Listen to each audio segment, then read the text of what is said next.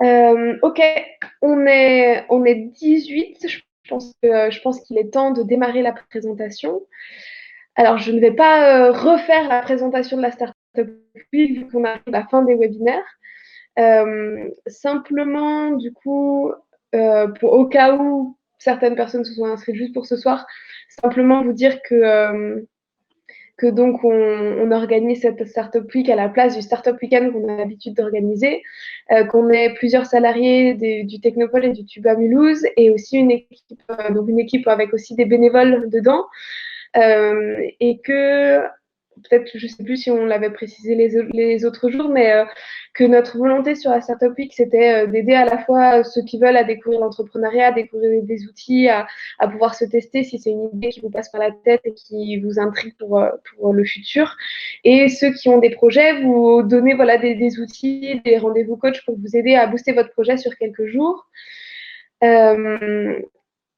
Si notre but c'est pas juste de s'arrêter à la Startup Week, donc si vous avez des besoins après ça, n'hésitez pas à garder nos coordonnées et à nous contacter. Si on ne peut pas répondre à vos questions ou à vos besoins, on fera de notre mieux avec, comme on fait partie de tout l'écosystème entrepreneurial à Mulhouse, de vous rediriger vers les structures ou les personnes qui pourront vous aider. On a l'habitude d'organiser aussi généralement en fin d'année un startup et Manala avec de l'entraînement au pitch et une rencontre conviviale aussi pour échanger entre nous. On verra, mais comme le Covid nous a forcé à faire nous a un peu forcé la main sur l'idée de ces webinaires, peut-être que ce sont des choses aussi qu'on réorganisera. On vous enverra début de semaine prochaine aussi avec les vidéos et les liens un questionnaire de satisfaction dans lequel je pense qu'on mettra aussi un espace pour que vous puissiez nous suggérer les prochaines thématiques qui vous plairaient pour ce type de webinaire. Voilà, une dernière info, j'en profite. Il y a deux personnes, je ne sais pas si elles sont dans ce soir, mais qu'on a essayé de contacter aujourd'hui pour les rendez-vous coach. J'ai laissé un message vocal et un email, donc si elles se reconnaissent, n'hésitez pas à me contacter, pour qu'on puisse caler des rendez-vous pour que vous puissiez profiter des coachs demain. Voilà, ça c'était le dernier petit message. Et du coup, il est 18h05.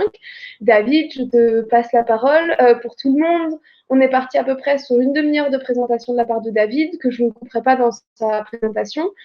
Comme on l'a dit du coup dans le chat, on vous enverra suite, du coup pas là pendant comme les autres soirs, mais dans les jours qui viennent, on vous enverra la présentation de ce soir pour que vous puissiez la voir.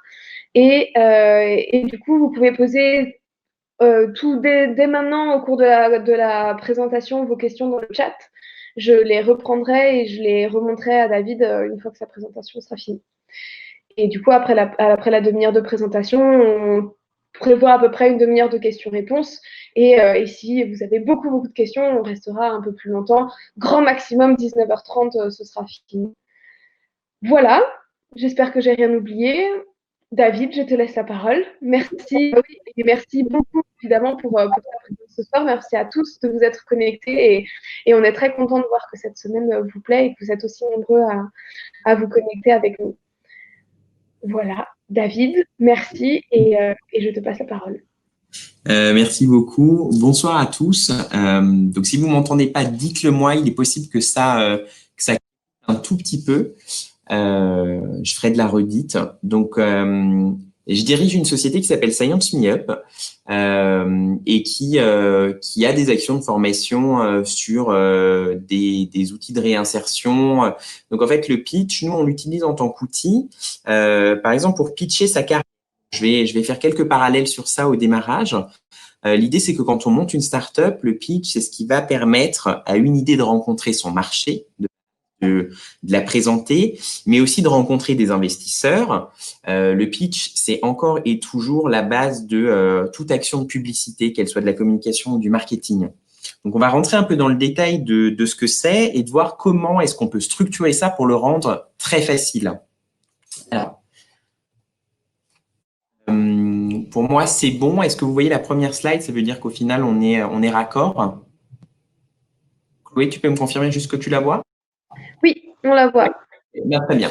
Alors, on va prendre l'exemple pour ce qu'on appelle aujourd'hui le personal branding, c'est-à-dire se vendre soi-même. C'est quelque chose de très compliqué.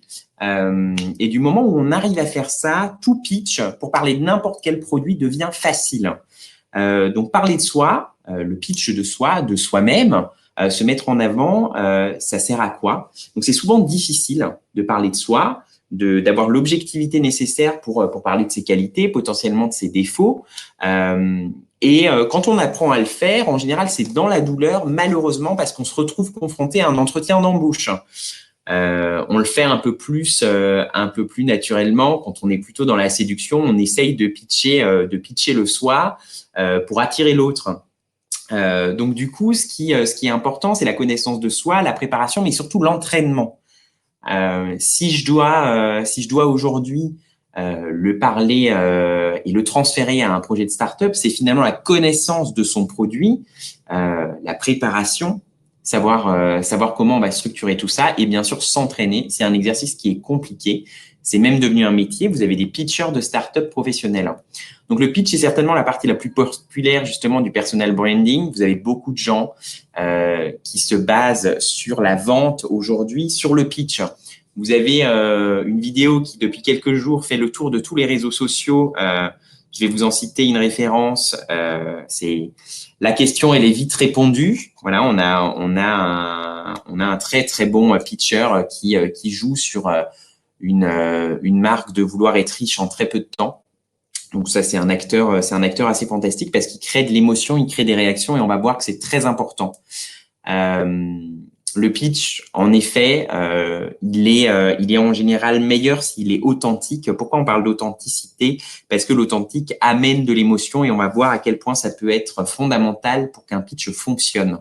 Donc là, on parle du pitch de soi. On va essayer d'attribuer ça et donc de le transférer vers le pitch d'une idée, le pitch d'une startup ou le pitch qui est dédié justement à un startup week-end. Si on doit le structurer, c'est important. Il va y avoir beaucoup de façons de pitcher pour beaucoup de sujets, justement. On a souvent entendu parler de l'elevator pitch, c'est-à-dire le pitch qu'on fait dans un ascenseur. Si jamais vous croisez la personne que vous devez convaincre pour n'importe quel sujet, avoir une promotion, vendre une idée de start-up, voilà. Comment est-ce qu'on fait passer un message en 30 secondes? Vous avez les speed meetings présentés en 60 secondes. Il y a un événement sur la recherche qui s'appelle Ma thèse en 180 secondes où des chercheurs en cours de thèse, en début de carrière, doivent présenter un sujet de recherche qui est souvent extrêmement complexe en 3 minutes. Les speed présentations de 2 ou 3 minutes, ça, c'est ce qu'on a en général sur les startup week-ends physiques. Vous avez en général 3 minutes à la fin d'un startup week-end pour présenter le résultat du travail qui a été obtenu sur un week-end. Vous avez des TEDx, parfois, qui sont dédiés à présenter très, très rapidement. Et pour ceux qui poussent l'idée de la startup un peu plus loin, on parle d'un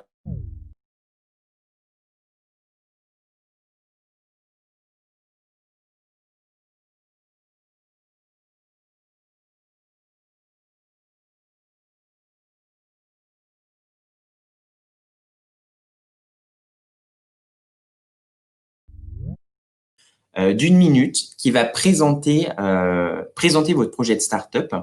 Donc, du coup, aujourd'hui, vous avez la capacité à créer un support. Le support, ça va être la vidéo. Donc, du coup, vous pouvez la retravailler, la préparer. Vous pouvez faire plusieurs essais. C'est un réel avantage en comparaison à, globalement, un startup week-end qui va se passer en physique et où vous avez une prestation que vous devez réussir à un moment donné. Donc, là-dessus, c'est plutôt agréable pour les de pouvoir justement avoir cette capacité à préparer et à faire plusieurs essais pour trouver le support le mieux adapté. Le format, là, vous avez un format qui est imposé, c'est-à-dire tenir 1 minute pour présenter justement cette idée-là. Alors, on va voir ce qu'on peut mettre en 1 minute. On peut mettre beaucoup de choses, mais on peut aussi s'oublier et ne pas arriver à mettre les informations qui vont être essentielles. Je vais revenir dessus dans la slide juste après. Ce qui va être extrêmement important, c'est savoir pour qui on pitch. Quel est votre public? Est-ce que vous pitchez pour vous? Est-ce que finalement, c'est de l'automotivation dans votre miroir le matin? C'est aussi un pitch, le pitch de soi-même qui est celui-ci, motivation. Là, c'est un pitch pour les autres. C'est un pitch pour l'évaluation d'une idée, l'évaluation d'un projet de start-up ou même d'une start-up qui porte un nouveau projet. Donc là-dessus, vous devez convaincre. L'idée de la vidéo que vous devez produire, c'est de convaincre, de dire que votre projet est soit le plus avancé, soit le meilleur, soit en tout cas est le plus pertinent ou présente le plus d'opportunités. Les contextes, on l'a vu, aujourd'hui, on est dans un Startup Weekend digital, ce qui fait que vous avez à produire un pitch via une vidéo. Qu'est-ce qu'on va mettre dedans? Le structurer, le mémoriser, avoir un support. Il est tout à fait possible que vous soyez, que vous présentiez une vidéo qui est finalement basée sur un PowerPoint, ce que je fais là, enregistré, que vous fassiez défiler des slides et votre voix finalement accompagne cela. Vous pourriez tout à fait vous filmer. Il y a énormément de structures qui sont possibles. Hein. Ce qui est imposé, c'est que vous avez une minute de vidéo. Donc, à vous de savoir ce que vous voulez mettre dedans. Ce qui va vous accompagner pour le mémoriser le plus et finalement le support de la prise de parole. Est-ce que ça va être une vidéo? Est-ce que ça va être un PowerPoint enregistré avec une voix en arrière? Là-dessus, vous êtes plutôt libre. Ensuite, globalement, vous n'avez pas de matrice imposée pour faire un pitch, bien que je vais avoir des conseils qui vont être pas imposé, mais en tout cas, c'est ce qu'il va falloir faire à minima dans un pitch pour pouvoir trouver votre auditoire et en particulier celui d'un jury de Startup Weekend. Ce qu'il y a de plus important et de fondamental dans un pitch, et pour tous, vous l'aurez certainement vu au cours de vos études, plus un enseignant en général met son sujet, plus il va être clair, concis, précis dans ses mots. Donc c'est la citation de Nicolas Boileau qui dit que tout ce qui se conçoit bien s'énonce clairement. Et ça va être extrêmement pertinent et surtout important sur un pitch qui ne dure qu'une minute. Alors, il y a plusieurs moyens mémotechniques pour justement structurer un pitch. Dans l'idée de vous laisser le support, j'ai laissé du texte. Hein, vous avez les références aussi. Je n'invente pas grand-chose. J'agrège des informations et je coach au pitch depuis maintenant 3 ans sur des Startup Weekend. L'idée, c'est qu'il faut faire attention à ce qu'on appelle le PCP. PCP pour public. Donc, qui est-ce qui va vous écouter? Aujourd'hui, c'est un jury de Startup Weekend. L'idée, c'est de les convaincre que votre idée est la meilleure.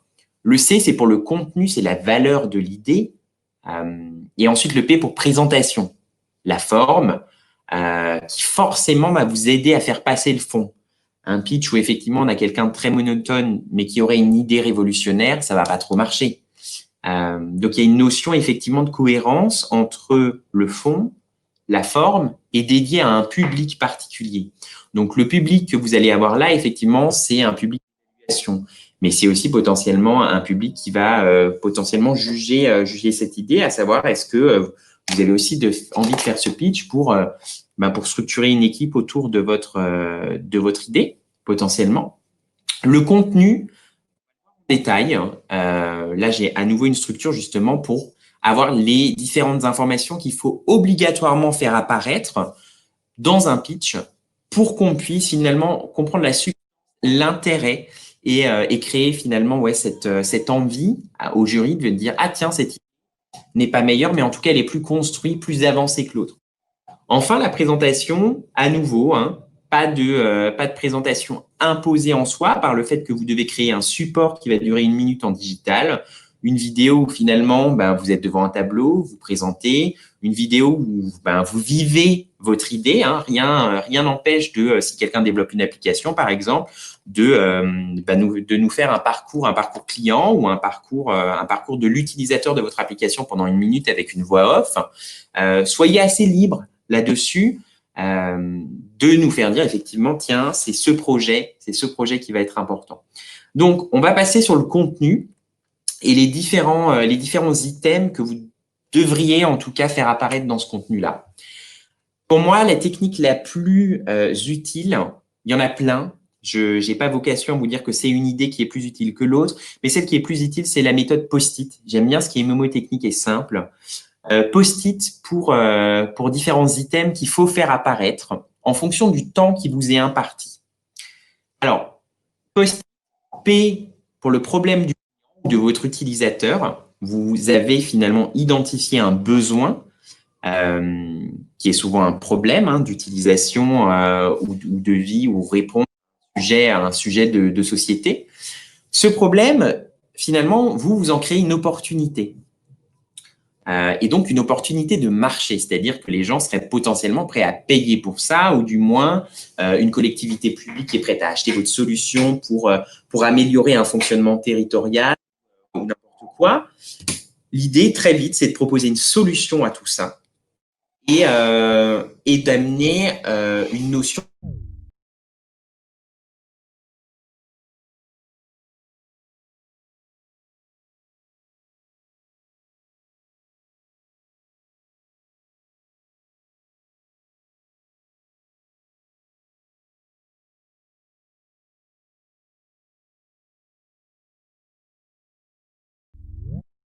recherche de partenariat, donc le I pour investissement, ou du moins, c'est à ce moment-là que vous devez faire apparaître ce dont vous avez besoin. Est-ce que vous avez besoin plutôt de coaching?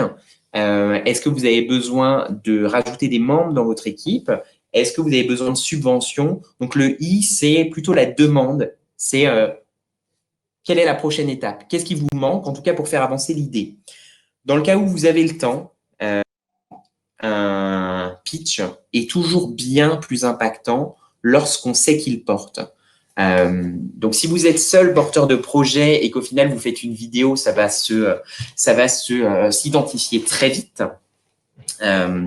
Et donc, du coup, à vous de voir si vous pouvez l'intégrer. Mais effectivement, c'est bien plus impactant d'humaniser un projet en tout cas. Post-it, vous avez différents items. Ces 6 items, ils sont globalement incontournables. Donc, le problème et l'opportunité, ils vont être extrêmement liés. Donc, ça en fait un gros. Si vous aviez le temps, on développe plus. En général, on développe plus l'opportunité, on développe plus le problème, en tout cas pour créer justement un engagement, surtout devant un public, par exemple. Donc, l'idée, c'est d'avoir ces 6 items dans votre pitch qui va durer 1 minute. Et d'être finalement garant de ces idées-là. Il faut que vous vous entraîniez, il faut que vous ayez potentiellement quelqu'un qui est totalement novice dans votre idée et que vous lui pitchez ça pendant 1 minute. Donc, je vous souhaite de pouvoir en profiter sur le week-end, de croiser quelqu'un, un de vos proches, de téléphoner et de vous mettre en situation globalement, de vendre votre solution et de voir si en 1 minute, vous arrivez à faire passer en même temps de quoi vous êtes parti, de quel besoin existe, le problème, qu'est-ce que vous en avez déduit comme opportunité et la solution que vous allez proposer. Ensuite, dans combien de temps, si c'est une application en général, on parle de combien de temps pour avoir une version bêta. Si c'est structurer une équipe avec un nouveau produit, c'est combien de temps vous avez besoin de ça pour faire ce nouveau produit. Et ensuite, combien d'investissement ou du moins quel est le besoin que vous avez. Les porteurs de projet, le projet, il y a évoqué en fonction. Là, vous avez une structure post-it dans cet ordre-là. Il n'est pas incohérent de désorganiser cette présentation-là, en tout cas pour créer un intérêt. Vous pouvez tout à fait commencer un pitch en disant « Dans 1 an, nous, on va vous apporter une solution. » Donc, en fait, on sait déjà que la temporalité, la timeline, c'est dans 1 an. Et ça, c'est une phrase qui va être très impactante parce qu'on se dit « Tiens, dans 1 an, ce projet, ce sera déjà quelque chose qui va être sur le marché. » Donc, vous pouvez tout à fait structurer votre pitch de cette façon-là. Vous pouvez structurer le pitch et amorcer le pitch avec une anecdote, une mise en situation, la description du problème, même en le théâtralisant. En général, quand on est sur un pitch, effectivement, on va le voir, il y a quelques idées qui vont permettre justement d'engager votre jury, d'engager les personnes qui sont en face de vous. Les personnes qui sont en face de vous, c'est des humains, elles vont réagir à certaines choses. Donc, à nouveau, post-it, c'est les étapes qu'il faut faire apparaître. À vous de voir dans votre script, dans votre façon d'amener l'idée, ce qui va être le plus didactique pour vous et surtout pour votre auditoire, pour que l'idée passe le plus simplement. À nouveau, ce qui s'exprime clairement sera à nouveau entendu clairement par un auditoire. Là, globalement, vous avez différentes choses, différentes étapes qui peuvent vous permettre d'avoir un impact. Donc, avoir une introduction captivante, c'est-à-dire c'est ce schéma de se dire, tiens, dans 1 an, moi, je vous propose une solution qui va révolutionner le monde. Bon, d'accord. Pourquoi vous avez attiré l'attention? Alors, quand on attire l'attention de cette façon-là, dans les 20 secondes qui suivent, il faut effectivement qu'on ait une idée qui soit révolutionnaire et pas quelque chose qui finalement ne rencontrera pas ce marché. Donc, vous avez une cohérence entre ces deux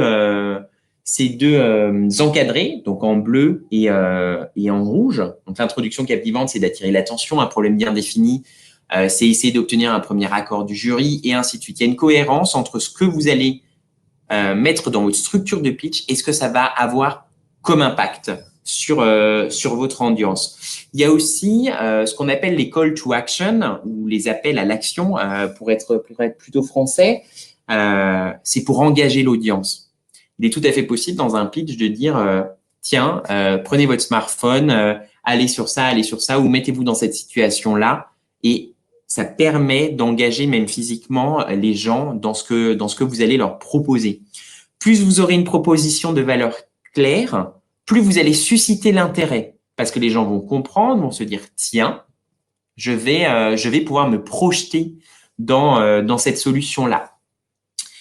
La vision va être extrêmement importante et ça va être la fin de mon pitch. Je vais essayer de me dépêcher puisque ça fait déjà 20 minutes.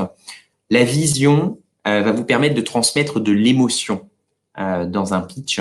C'est ce qui, en général, déshumanise et c'est ce qui manque la plupart du temps au discours de certains politiciens, par exemple, qui ont des voix très monotones et qui vont passer une information qui est extrêmement importante, pertinente, mais qui parfois ont du mal à engager parce que pas d'émotion qui est transmise. Ensuite, autre atout, c'est de parler d'un client type ou de raconter l'histoire d'un client pour susciter justement une réalité derrière votre jury, ramener quelque chose de concret et de spécifique. Voilà, ensuite, vous pouvez utiliser tous ces sujets-là. Si vous avez une idée qui est très avancée, c'est plutôt potentiellement un plan marketing qu'il va falloir présenter. Ça va être très dépendant de l'étape dans laquelle vous êtes dans votre projet. Il n'y a pas de mauvaise façon de faire. En tout cas, il y a des façons de faire qui vont être dépendantes des étapes où vous êtes. De toute façon, vous aurez ce support. Donc, globalement, pour structurer un pitch, il faut attirer l'attention, très vite poser un cadre, être réaliste, concret, spécifique, c'est-à-dire pouvoir projeter le jury dans du réel, répondre à un besoin réel conscient, parfois même inconscient. Vous avez des réponses à des besoins qui sont inconscients aujourd'hui dans la société pour beaucoup de sujets. Susciter cet intérêt à nouveau, être crédible, c'est pas la peine de vendre quelque chose qui est réaliste. Engager l'interlocuteur justement avec tout ça et marquer son esprit. L'idée, c'est qu'effectivement, sur un Startup Weekend, on voit parfois 15, 20, voire 30 projets. Le jury, l'audience ne se souviendra jamais de tout parce que vous les aurez pas forcément marqués.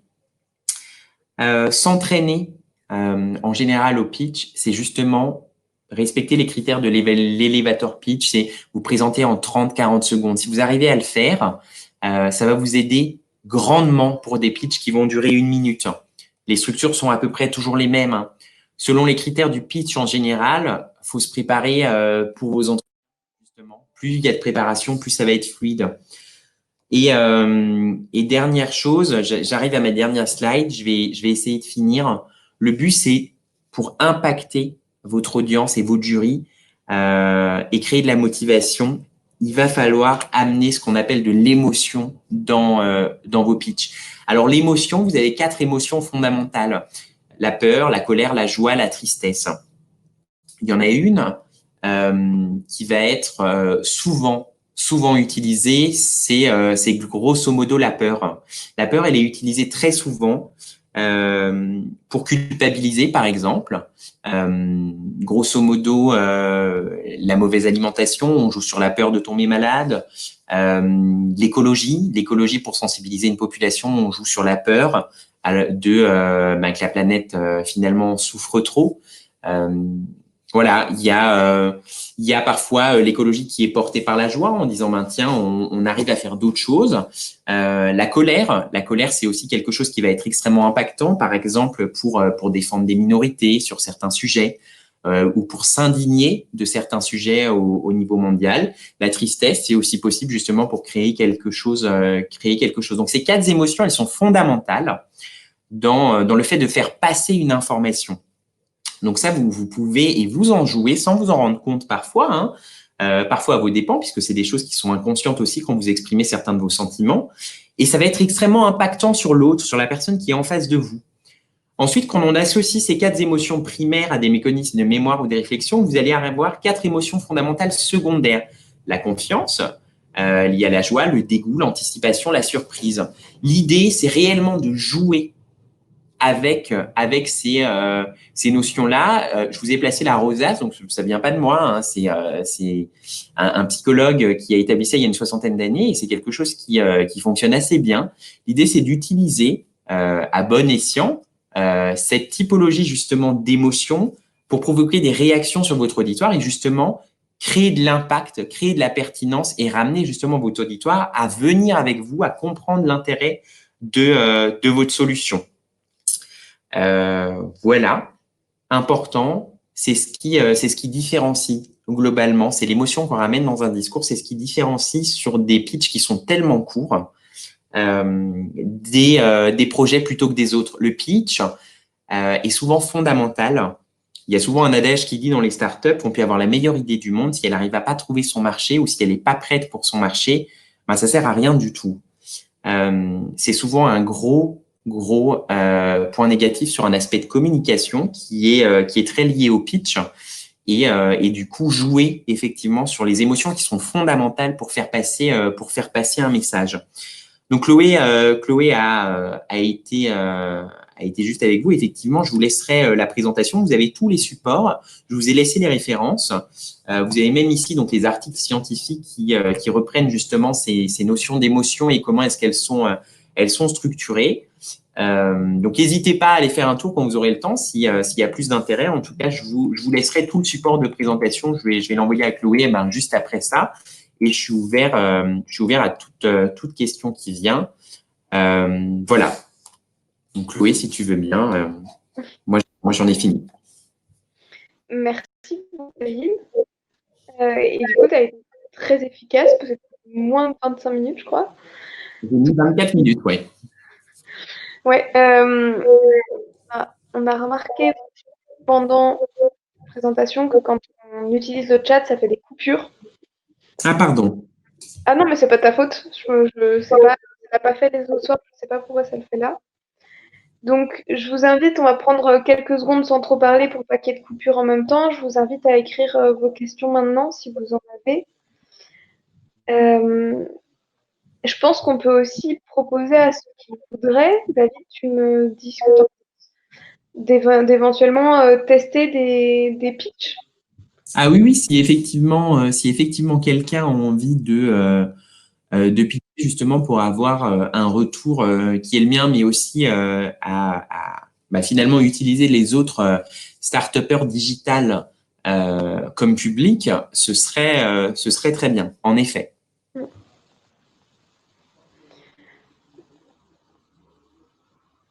Alors, je pense que tu vois les questions arriver en même temps que moi. Je vois les questions. Alors oui, Pascal, effectivement, le pitch, ça va être extrêmement pertinent.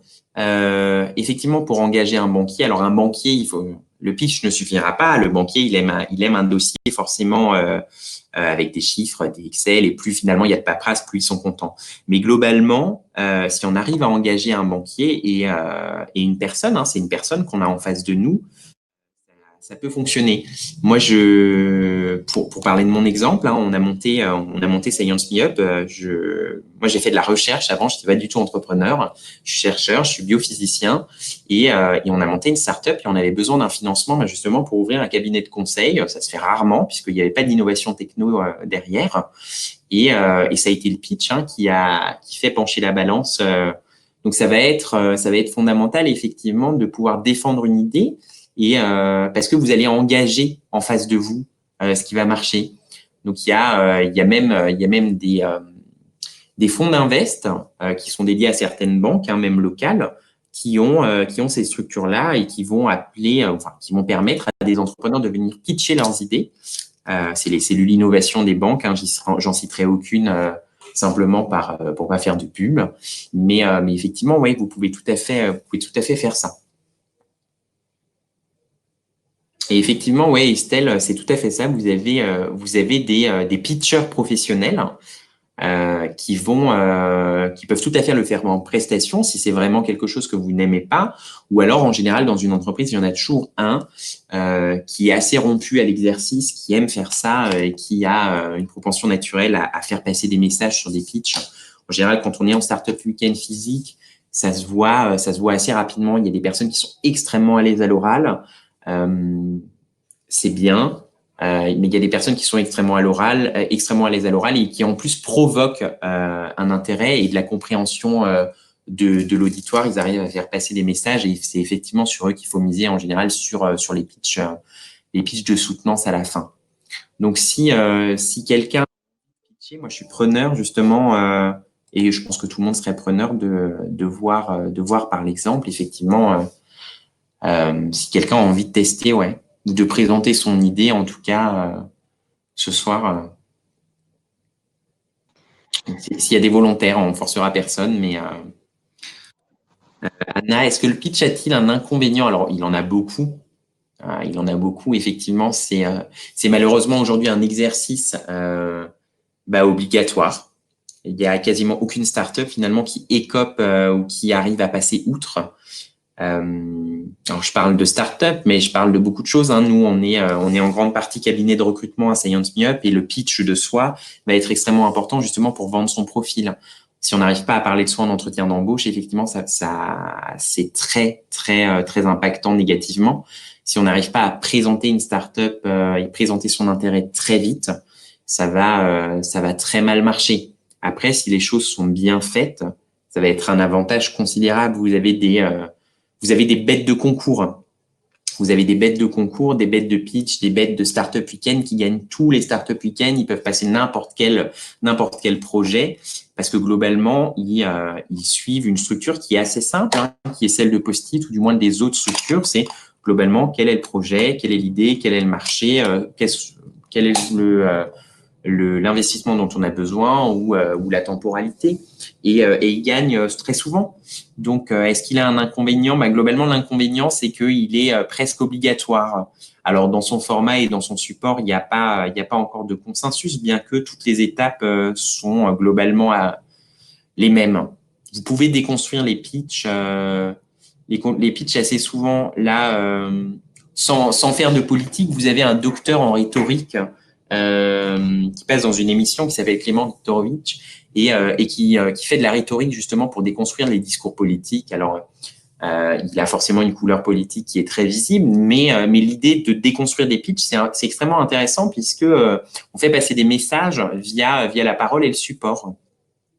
Donc, un inconvénient, en fait, on peut pas passer outre. Ça va être l'inconvénient effectivement pour des personnes qui ont beaucoup de mal à parler en public. Ça peut être compliqué. Alors ensuite, Jackie, il vaut mieux que le pitch soit très écrit ou on peut improviser, surtout pour s'adapter à son interlocuteur. Alors l'idée, c'est que là, vous avez une vidéo à faire. Donc effectivement, si vous avez un script, c'est peut-être plus simple. C'est aussi plus simple, effectivement, pour vous ramener effectivement à une structure. Si vous n'avez pas l'habitude, c'est plus simple. Et ça peut vous permettre de ne pas vous perdre. Maintenant, si vous avez l'habitude, effectivement, il y a beaucoup d'entrepreneurs qui souvent l'image de vous êtes en chute libre, mais en fait, vous êtes en train de construire le parachute. C'est un peu la vie d'entrepreneur. Vous pitchez tout le temps à l'improviste. Mais plus on structure, plus ça devient facile. Pourrait-on faire un pitch s'adressant aux clients d'un cabinet de coach pour manager une industrie? Un pitch s'adressant aux clients d'un cabinet de coach. Estelle, je reformule l'idée et vous me dites si j'ai compris. Donc, en fait, vous voudriez un pitch pour un coach indépendant s'il devait aller démarcher une industrie, c'est ça? Oui. Globalement, là, ça va être beaucoup de personal branding. Pour moi, dans ce que je vois tout de suite, c'est pas parole d'évangile, hein, mais c'est ce que je vois simplement. Pour l'exemple, effectivement, ça veut pas dire que c'est la meilleure solution, ça veut dire que ça en est une. En général, les coachs sont devenus coachs souvent à cause d'une histoire qui va être plus ou moins réelle. Parce qu'on invente souvent des histoires, mais c'est souvent des gens qui ont envie d'aider l'autre. C'est souvent des bons pédagogues. Avec du recul. L'idée, c'est de prouver qu'effectivement, vous avez choisi par vocation ou vous avez décidé d'aider les autres parce que globalement, vous voulez pas que d'autres vivent une situation que vous avez vécue. Donc, vous transposez finalement une situation qui vous est apparue à vous pour humaniser quel est votre métier. Ah, tiens, moi, j'étais manager dans une industrie pendant 5, 10, 15 ans. J'ai vu beaucoup de problèmes. Aujourd'hui, j'ai passé une formation de coaching justement pour que ces problèmes finalement deviennent plus des choses à régler, des axes de travail et ne restent pas des problèmes. Et l'idée, c'est d'accompagner aujourd'hui des gens dont je connais le métier avec une méthodologie pour qu'ils puissent avancer. Donc là, ensuite, citer des expériences où effectivement vous y étiez. Ça peut être effectivement vos expériences passées ou en tout cas citer ce qu'on appelle des business cases, c'est-à-dire tiens, j'ai déjà coaché dans cette entreprise, ça a permis de résoudre tel problème. J'ai été manager de transition pendant quelques semaines ici, ça a permis de rester ça. Il est tout à fait possible, justement, là, si c'est plutôt un pitch d'indépendant, de parler de références que vous avez déjà eues pour vous mettre en avant. Ça permet effectivement de prouver à quel point votre solution, c'est vous-même ou du moins la méthode que vous allez proposer, est pertinente et a déjà été impactante pour quelqu'un d'autre ou un autre client. Est-ce que je réponds à la question ou du moins est-ce que je projette, Estelle? Est-ce que ça… Ouais, très bien. Alors, je vais passer à l'autre. Je vous en prie, je vais remonter. Corentin, est-ce que vous pouvez clarifier la différence entre opportunité et solution? Alors,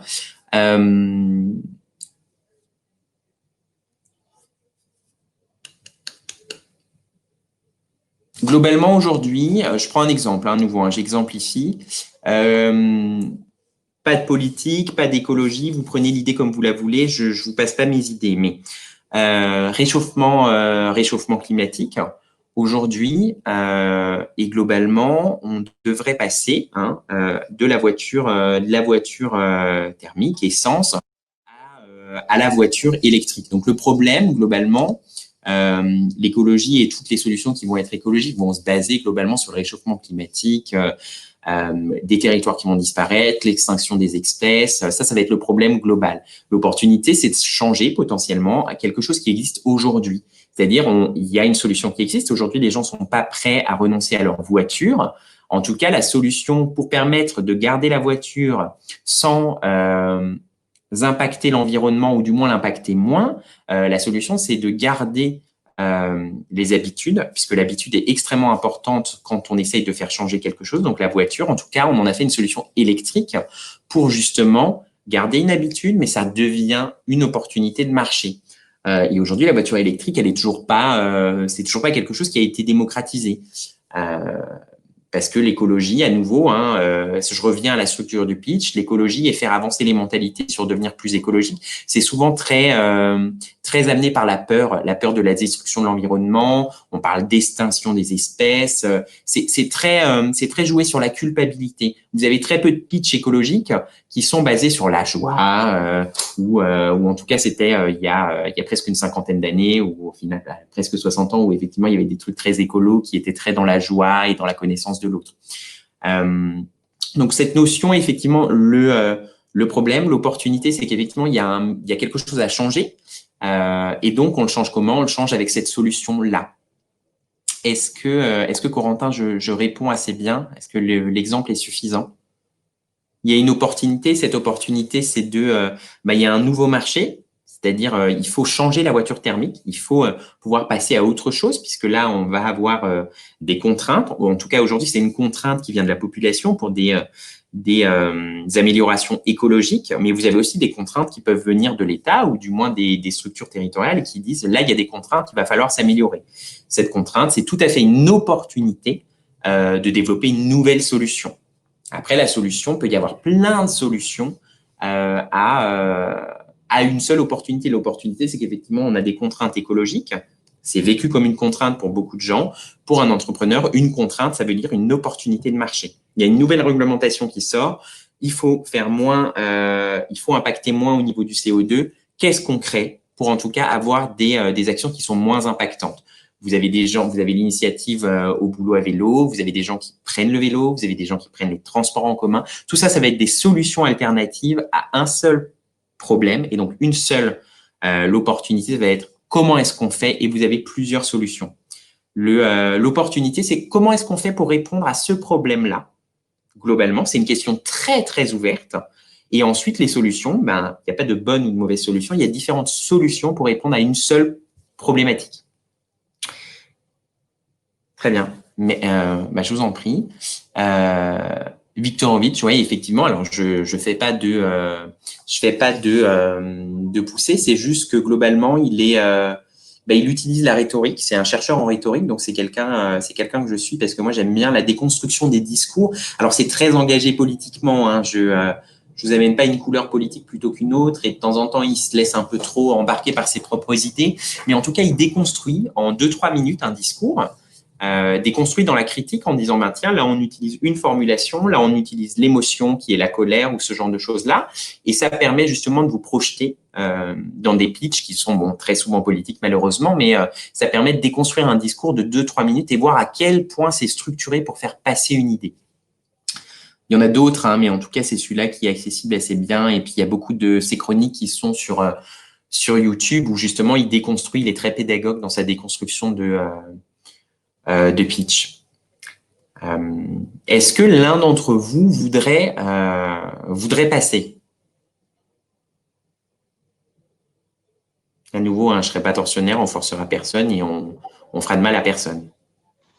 Non, et au contraire, en ayant en tête que vous n'avez pas forcément eu le temps de préparer, mais en sachant que ça peut vraiment vous être utile parce que c'est toujours intéressant d'avoir un retour sur son pitch, n'hésitez pas, on vous écoutera avec beaucoup de bienveillance.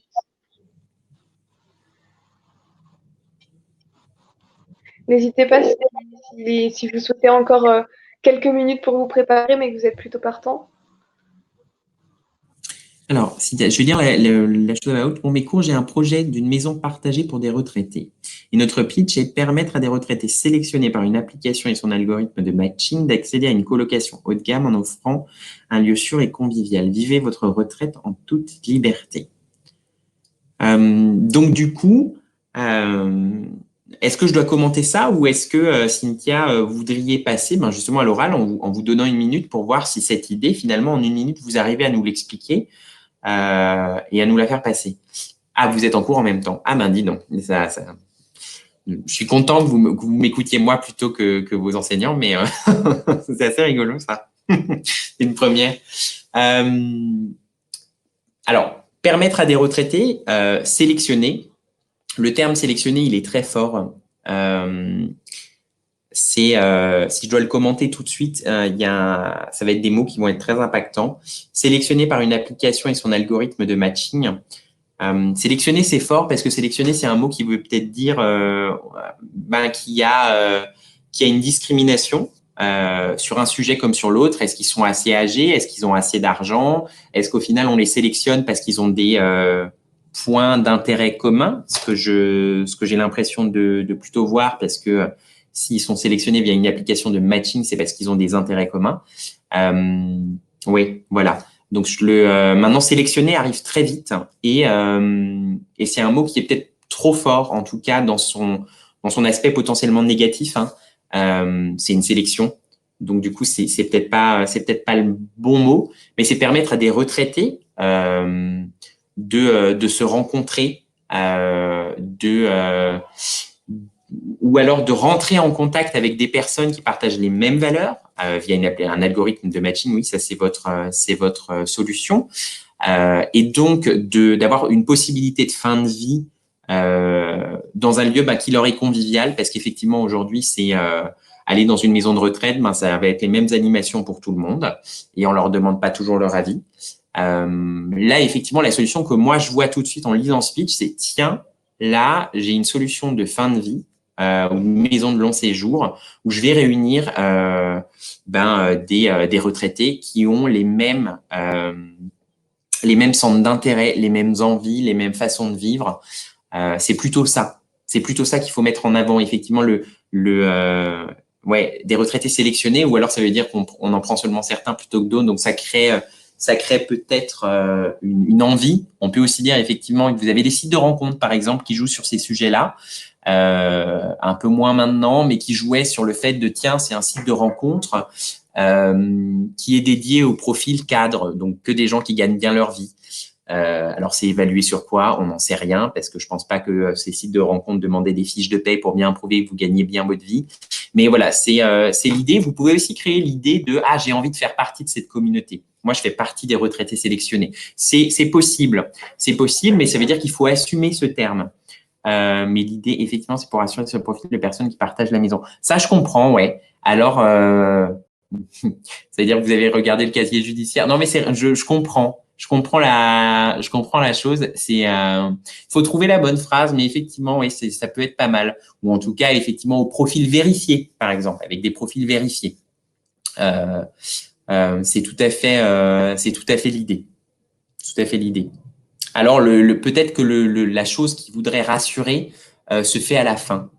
Vous avez envie d'une colocation haut de gamme en fin de vie, jouer potentiellement, vous pouvez tout à fait jouer sur le fait que la colocation pendant de nombreuses années, c'était quelque chose qu'on réservait à une population jeune parce que c'était peut-être fun, parce que c'était une vie où on avait moins de contraintes, où on partageait les loyers. Enfin, il y a plein de choses qui peuvent se faire là-dessus en se disant pourquoi en fait ce serait réservé qu'aux jeunes. Il est tout à fait possible d'avoir ça à n'importe quel âge.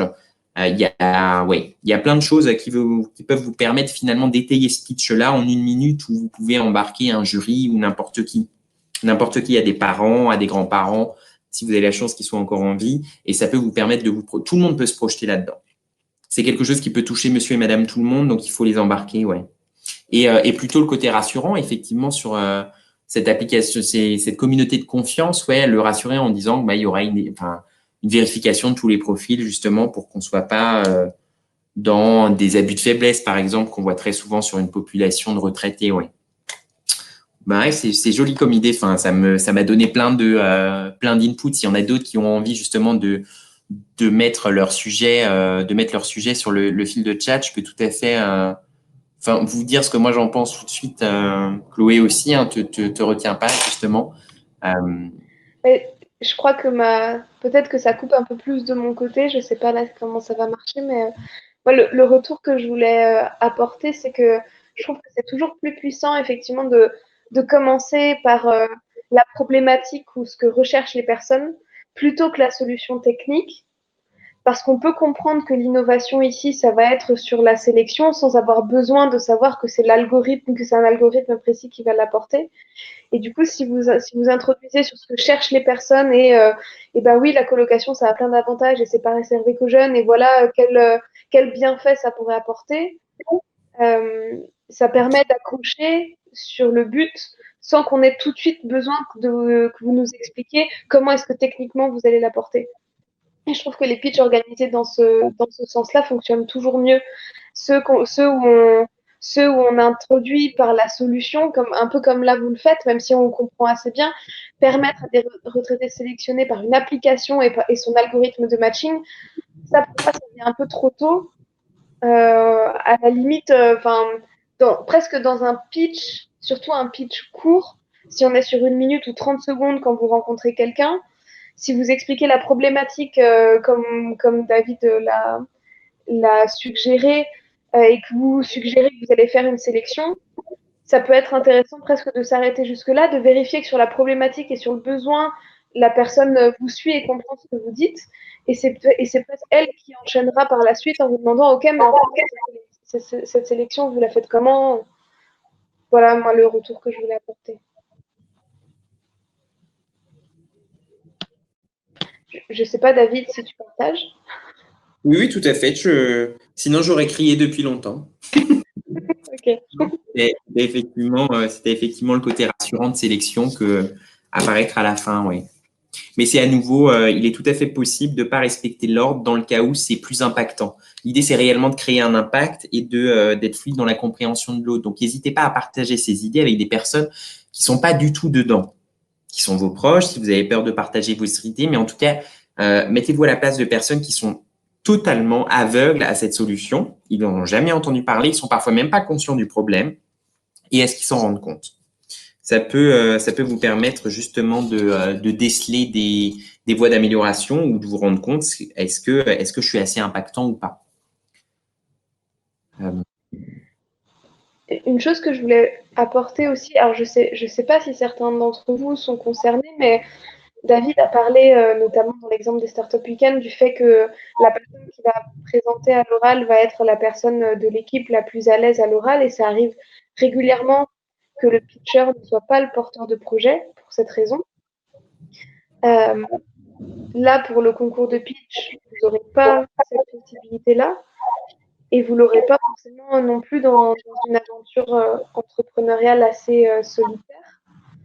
Et je voulais juste moi vous apporter mon retour parce que historiquement, j'étais pas forcément très à l'aise à l'oral, et c'est à force de pratiquer, de faire des startup week-ends et de pitcher aux startup week-ends. Moi, j'ai fait une école de commerce dans laquelle on faisait beaucoup de présentations à l'oral, mais en tout cas, c'est à force de pratiquer la présentation à l'oral et d'être forcé à faire l'exercice et de le faire devant les gens que j'ai fini par être très à l'aise et à être finalement celle qui pitch des fois pour les autres en startup week-end. Et Et sur la question, par exemple, de l'écrit ou de l'improvisation, moi, je préfère l'improvisation parce que ça évite le côté très appris par cœur ou lu de quelque chose qui a été trop préparé en détail à l'écrit. Après, l'avantage, même dans les cas d'improvisation, le fait de s'exercer plusieurs fois, même en improvisant à l'oral pour avoir ses repères, être clair de se dire, OK, si là, j'ai pas le temps parce que j'ai pris trop de temps, qu'est-ce que je tape et comment est-ce que je vais à l'essentiel, ça permet d'être vraiment à l'aise et d'être très efficace dans ses pitchs. Donc, ça, c'est ce que David avait dit aussi en introduction, mais moi, le conseil pour bien pitcher, c'est juste entraînez-vous. Alors, je reprends, il y a eu des questions. Natacha, est-ce qu'on peut poser des questions à David après ce soir? Je vous autorise à lui poser des questions, bien sûr. Non, ça me dérange pas, effectivement, s'il y a des questions, même qui sortent du contexte. Hein, effectivement, mais je suis souvent en Startup Weekend. Je vous laisserai, Chloé, si tu veux bien, tu leur donneras mon email de contact. Par contre, je vous avoue que je ne serai pas forcément disponible ce week-end, mais ouais, sans souci. Abdel, bonjour, j'ai un profil et un projet qui se rapproche de ce que vous avez fait. Serait-il de prévoir un petit créneau pour une discussion? Bien sûr, ouais. Oui, bah faites et bah ouais, passez par LinkedIn sans aucun problème, ouais. L'improvisation, oui, quand on a de l'expérience, c'est mieux. C'est mieux de gérer l'impro, effectivement, quand on part pas de zéro. Et à nouveau, hein, c'est ce que Chloé vient d'évoquer. Au plus on prépare, au plus on est rompu à l'exercice, au mieux ça va. C'est un exercice qui est difficile. Le pitch, il faut avoir confiance, faut convaincre. Donc on oublie de temps en temps. Bien que le confinement a permis de s'en rendre compte que l'enseignement et les enseignants, c'est un métier qui est compliqué à tout niveau. Parce qu'en fait, il faut aussi convaincre vos élèves, ils vous écoutent parce que vous êtes en train de convaincre. Vous apportez du crédit et puis vous êtes crédible à un auditoire. Donc, l'improvisation, ça peut marcher par concours de circonstances. Ça marchera pas tout le temps. Donc, il y a des personnes qui sont rompues à l'impro, des spécialistes de l'impro. Hein, il y a des théâtres d'impro qui existent et en général, c'est des bons pitchers, mais c'est pas via ça qu'il faudrait commencer le pitch en tout cas. C'est trop structuré, il y a trop d'attentes en général des jurys. On veut tout le temps les mêmes étapes. Pas forcément dans le même ordre, mais en tout cas, il y a des notions qu'on doit avoir obligatoirement, sinon on passe à côté. Vous risquez d'oublier des informations et malheureusement, les informations que vous risquez d'oublier peuvent faire passer l'entreprise ou le projet de start-up pour quelque chose qui n'est pas préparé, alors qu'en fait, c'est juste potentiellement quelque chose que vous avez oublié de citer ou de préciser. Donc, l'impro, moyen, surtout sur quelque chose d'aussi court. Oui, après, ça dépend de ce qu'on entend par impro. Moi, quand je parle d'impro pour moi, je parle juste du fait d'y aller sans aucune note et de pas être hyper. Comment dire? Quand je me suis préparée, de pas avoir préparé à la virgule près ou à la phrase près ce que je vais dire. Je me laisse l'avantage de se laisser. Du coup, c'est pas de l'improvisation, mais l'avantage de laisser un côté un peu spontané, je trouve, c'est que ça permet de mettre plus d'émotion. Et enfin, le fait de choisir sa phrase et de choisir les mots précis un peu au moment où on les dit, ça met plus de naturel et du coup d'émotion dans ce qu'on apporte comparé à des pitchs où des fois on a tellement peur d'oublier quelque chose qu'on a tout prévu au mot près et on est plus en train de penser avec sa tête à attends, est-ce que j'ai pas oublié de dire quelque chose, et que du coup on n'est plus dans l'émotion, le moment présent et le côté spontané. Moi c'est, mais clairement quand je pitch c'est jamais de l'improvisation parce que j'ai forcément préparé à l'avance. Ok, qu'est-ce que je dis à peu près dans l'ordre, et après je vais avec une marge de manœuvre, de flexibilité, mais jamais totalement d'improvisation. Oui, c'est ça, c'est pas du par cœur, c'est préparé, ouais, tout à fait. Et après, c'est toujours particulier parce que même quand on s'exerce beaucoup, alors pour dimanche par exemple, c'est particulier parce que vous pourrez faire plein de prises et vous serez juste devant votre caméra. Mais quand on passe devant un public comme un Startup Weekend par exemple, avec le stress, on a beau se préparer, faire plein de fois l'exercice en se timant, tout ça.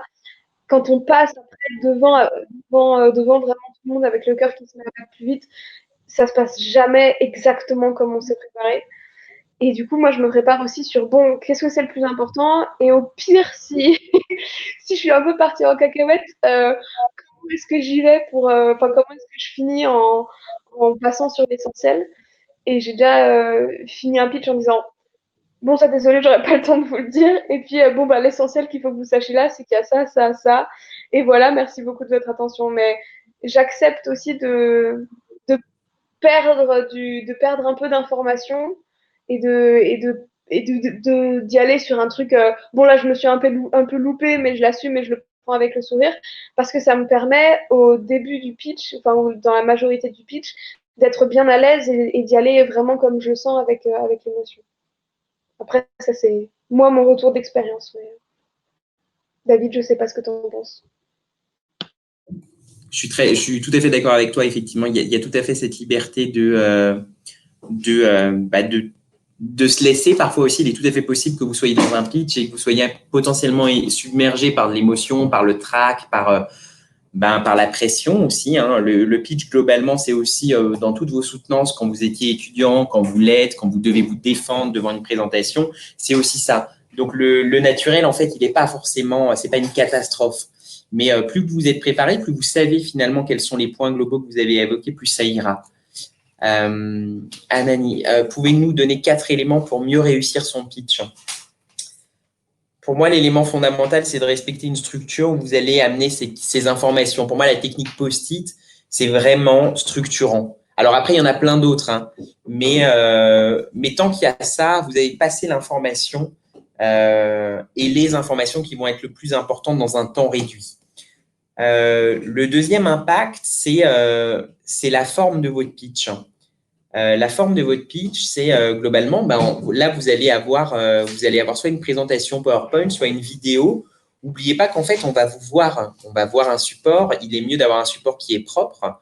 Il est mieux, je vais être très dans la caricature, hein, mais il est mieux d'être correctement habillé que d'être assez négligé quand on essaye de vendre une idée, un nouveau concept.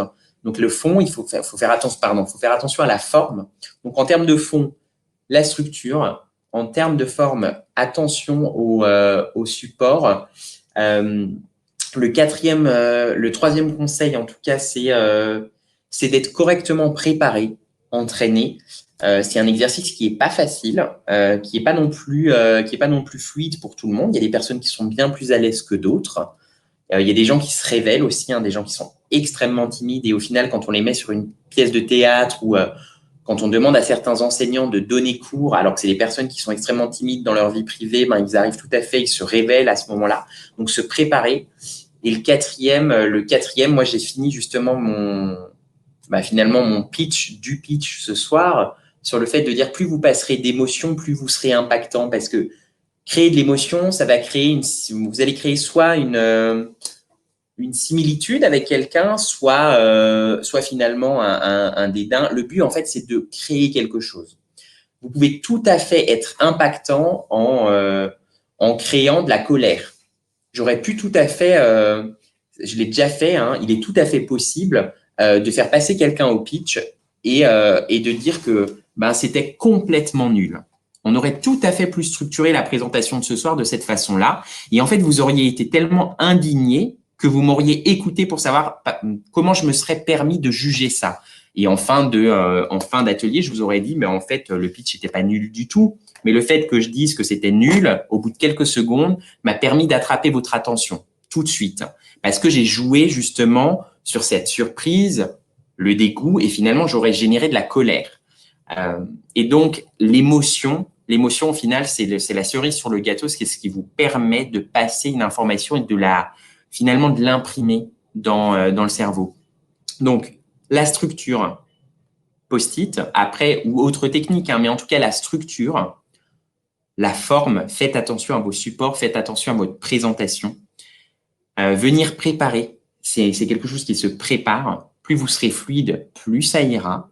Et c'est assez rigolo parce qu'en général, plus on prépare, plus on arrive à mettre de la spontanéité.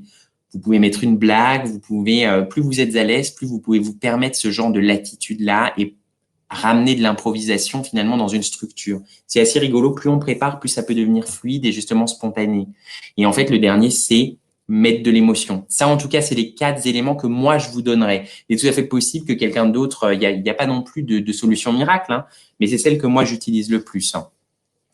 Jackie, quand on rencontre un investisseur, par exemple, peut-on agrémenter son pitch avec des visuels sur téléphone ou autre support? Oui, tout à fait. Si vous avez une application et que vous avez envie de financer, le fait qu'elle soit déjà potentiellement disponible sur votre téléphone, ben oui, forcément, ne vous restreignez pas, en tout cas, ne vous mettez pas de barrière.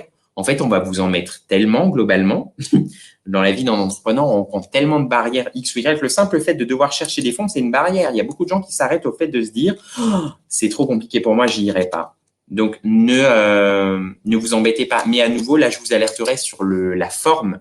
Si vous présentez quelque chose qui doit être un support, faites très attention. Le défendre, ça va très bien, mais si vous défendez quelque chose qui est dans la forme pas très beau, pas très ergonomique ou pas près du tout, c'est pas la peine. Vous utilisez tout ce qui peut vous aider à aller dans votre sens. Et là, à nouveau, c'est pas vous qui globalement qui êtes les meilleurs arbitres ou les meilleurs juges pour ça. Vous êtes plus objectif du tout.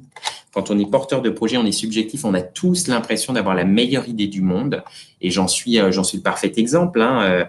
J'ai une idée de boîte et je pense qu'elle est la meilleure. Et forcément, et ça, on a tous ça. Si on n'a pas ça, il y a une problématique en tant qu'entrepreneur de même pas croire à son projet.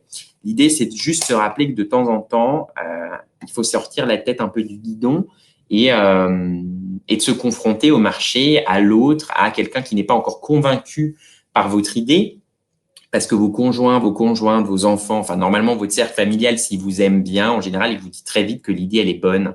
Et à nouveau, il y a de l'objectivité qui disparaît petit à petit.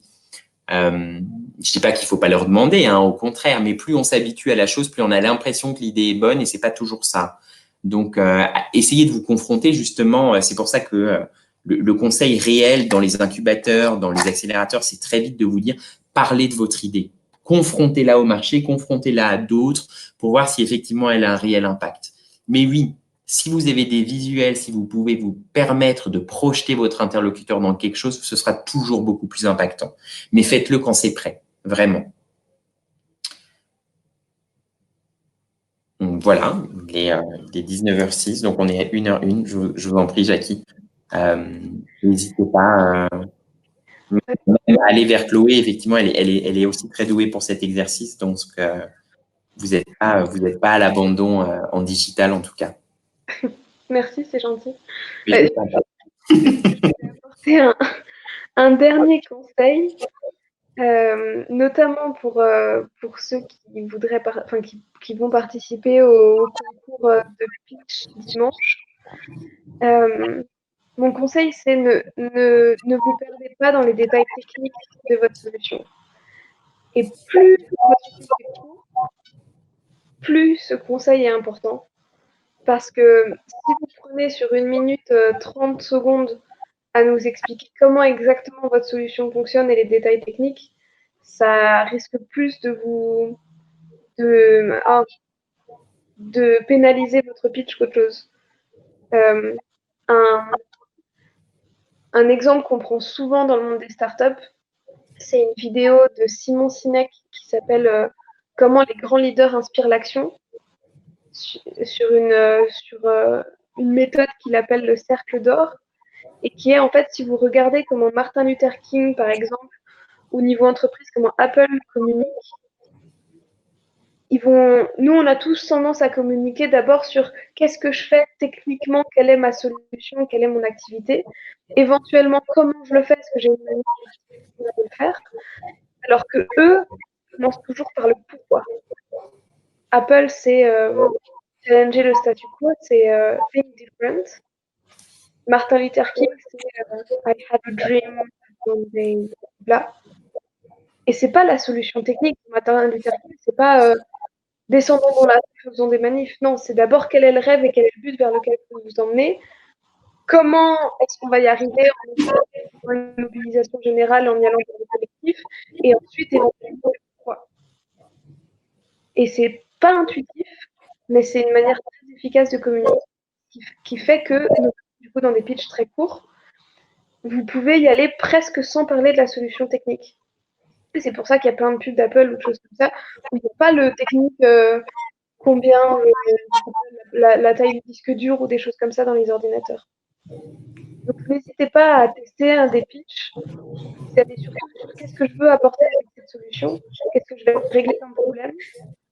Je donne quand même un aperçu de quelle est la solution, j'imagine, bien sûr, mais de ne pas forcément aller techniquement sur mon logement, est-ce qu'il y a combien de mètres carrés est-ce qu'il a 2 salles de bain ou pas, et le processus de sélection, est-ce que pour faire la sélection, je suis obligée de répondre à un questionnaire, est-ce que les entretiens se font face à face, ce genre de choses.